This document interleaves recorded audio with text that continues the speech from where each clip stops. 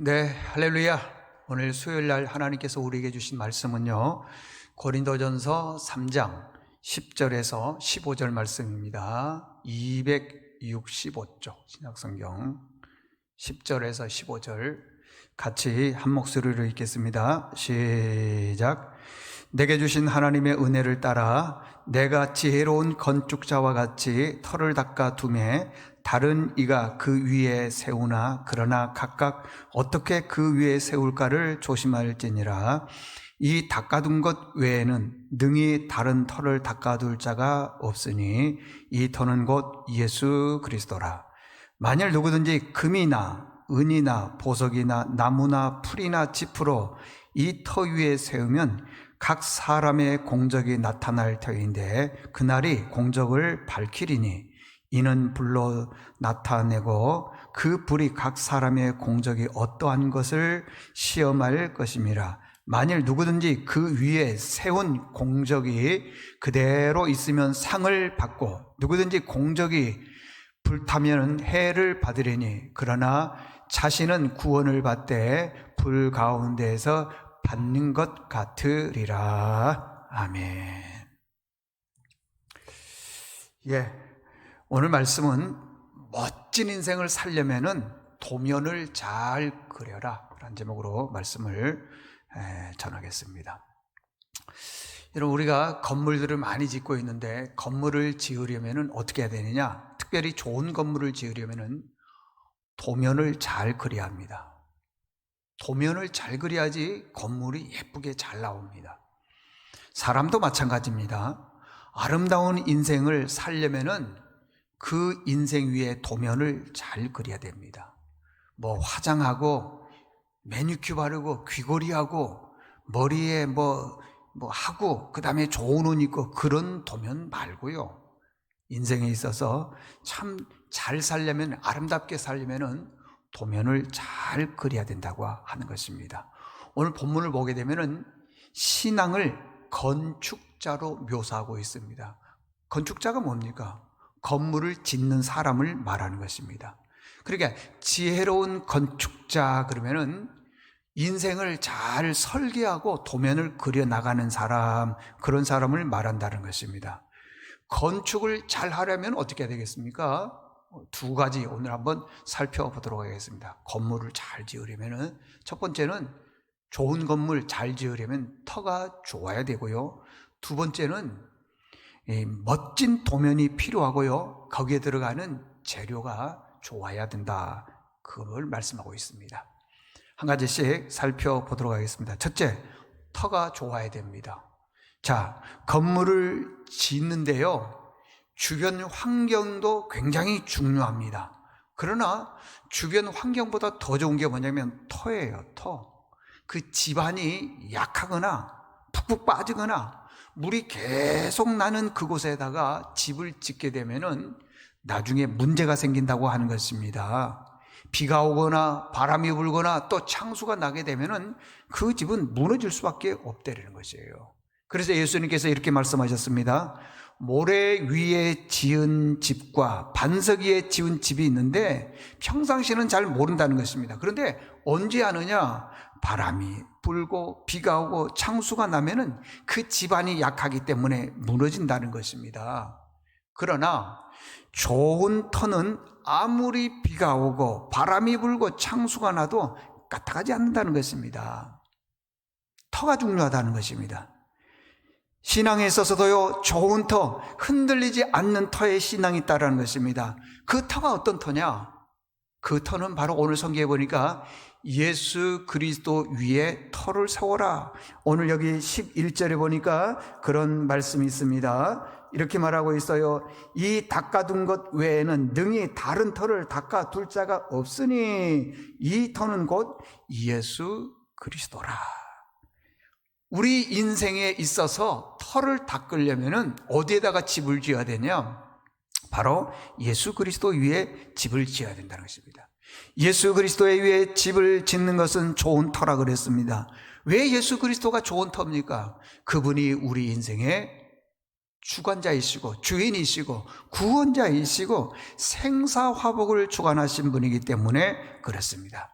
그 터 위에 집을 지으면요, 아무리 비가 오고 바람이 불고 창수가 나도 흔들리지 않는다는 것입니다. 그러나 세상의 물질이나 출세나 성공이나 인기 이런 것 위에 집을 짓게 되면은 나중에 이게 무너진다는 겁니다. 왜 그렇죠? 이런 것들은, 세상의 것들은 늘 변하고 흔들리기 때문에 그렇습니다. 좋은 집을 지으려면은 도면을 잘 그려야 된다 그랬습니다. 그 도면이 뭐냐? 오늘 10절에 보니까 이렇게 말씀하고 있습니다. 내게 주신 하나님의 은혜를 따라. 내게 주신 하나님께서요, 각 사람들에게 주신 은혜가 다 다르다고 하는 것입니다. 똑같지 않습니다. 그런데 어떤 분들은 하나님께서 그분에게 주신 은혜가 있어요. 근데 그 은혜 말고 다른 사람들이 더 많은 은혜를 받는 것, 그것 가지고요 불평하고 원망하는 것이 있습니다. 아니에요. 하나님이 내게 주신 은혜, 그것을 성경에서는 그릇, 큰 그릇도 있고 작은 그릇도 있다 그랬죠. 그릇이라고 하는 것입니다. 성경을요 잘 보게 되면은 잘 사는 사람은요 열심히 사는 사람이 잘 사는 사람이 아니라 하나님이 주신 도면대로 사는 사람을 잘 사는 사람, 그렇게 말하고 있습니다. 출애굽기 20장에 보면은요 성막을 짓는데 어떻게 짓느냐 그러면은 도면대로 지었다고 하는 것입니다. 도면대로, 내 마음대로, 내 임의대로 건축하지 않았습니다. 내 생각대로 건축하지 않고요, 하나님께서 주신 대로 도면을 건축했다고 하는 것입니다. 지금 우리가 하나님 말씀을 듣고 있습니다. 지금 우리가 뭐가 있는 줄 아십니까? 도면을 그리는 공부를 하고 있다고 하는 것입니다. 그 도면대로 집을 지어야 됩니다. 그런데 어떤 분들은요 성격이 별나서 도면을 무시하는 사람들이 있습니다. 자기 마음대로 지어버립니다. 자기 생각대로 지어버립니다. 누가 그랬습니까? 사울 왕이 그렇게 했고요, 고라 자손이 그렇게 했고요, 삼손이 그렇게 했고요, 드다가 그렇게 했고요, 가룟 유다가 그렇게 했고요, 많은 사람들 중에 집이 흔들린 사람들이 있더라는 것입니다. 다 자기 마음대로 집을 지었습니다. 이 사람들의 공통점이 뭐냐? 끝이 좋지 않다라는 것입니다. 여러분, 건물을 지을 때 보면요 1층 짓는 건물의 기초가 있고요, 또 40층, 50층 짓는 건물의 기초가 있습니다. 그런데 어떤 분들은요 1층 짓는 기초를 만들어 놓고 40층, 50층 건물을 지으려고 하는 경우가 있습니다. 그러다 보니까 집이 무너지게 되더라는 것입니다. 이게 무슨 뜻이냐 그러면요, 저를 포함해서 우리 믿음의 식구들 중에요 자격이 되어서 목사로 세우고 장로, 권사, 집사로 세우는 것이 아니라는 것입니다. 자격이 돼서 그런 게 아니라 은혜라고 하는 것입니다. 그래서 이분들을 갖다가 처음에는 열심히 하는데 나중에 보게 되면요 어려움과 고난, 쉽게 말하면요 비가 오고 바람이 불고 창수가 불면은요 흔들립니다. 무너지더라는 것입니다. 왜 그래요? 기초가, 도면이 잘못되었기 때문에 그렇습니다. 그러면은 기초와 도면이 뭐라는 것이죠? 예수 그리스도의 말씀인 것입니다. 처음에는 말씀에 순종합니다. 그런데 나중에 가게 되면은요 자기 생각과 맞지 않다고 해서 불순종하는 경우가 많지 않습니까? 집만 화려한 사람이 있습니다.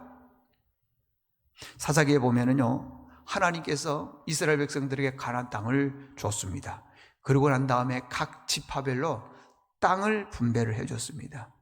근데 단지파는요 이리저리 또 돌아다녔습니다. 남쪽에 있을 때는 라이스족이라고 그러고요, 북쪽에 가서는 단지파가 돼가지고 나중에는 이단이 되어버렸습니다. 그리고 나중에는요 이 지파가 역사 속에서 흔적도 없이 사라져버렸습니다. 왜 그렇죠? 하나님의 도면대로 살지를 않았기 때문에 그렇습니다. 다시 말합니다. 하나님이 내게 주신 은혜대로, 그게 도면인 것입니다. 하나님이 내게 주신 은혜가 있는데 다른 사람하고 나하고 비교해서 나는 약해 보이고 나는 없어 보이고 그러니까 원망하고 불평하는 경우가 있는데 아닙니다. 하나님이 내게 도면을 주셨습니다. 도면을 주다는 거죠. 그런데 또 어떤 분들은요, 하나님이 그 사람에게 도면을, 멋진 도면을 줬어요.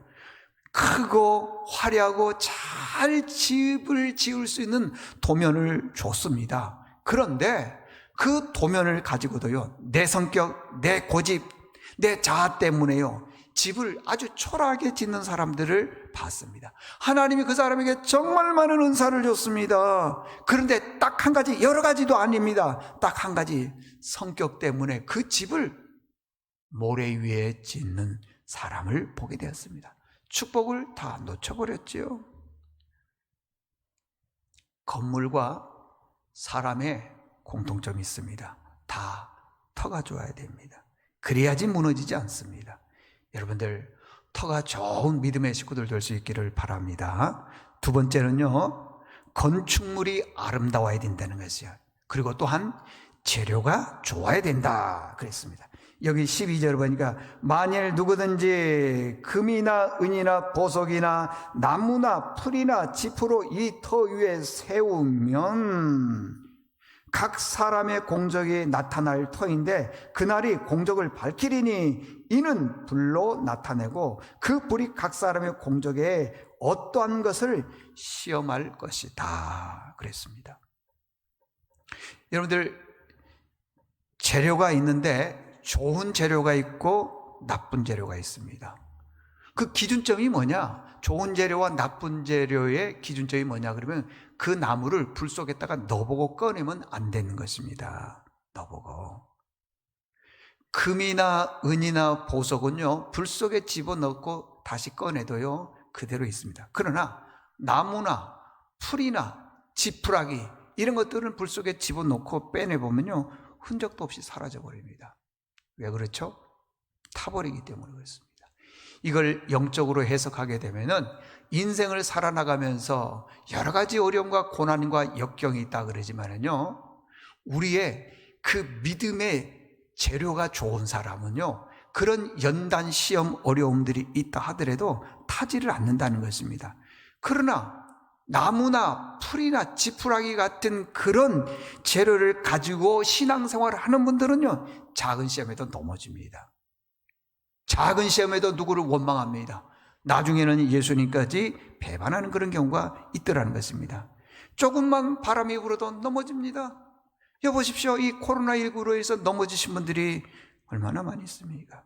여기요, 금, 은, 보석 그런데 금은 성경에 보면은요, 금보다 귀한 믿음 그랬으니까 금은 믿음을 상징해주고 있습니다.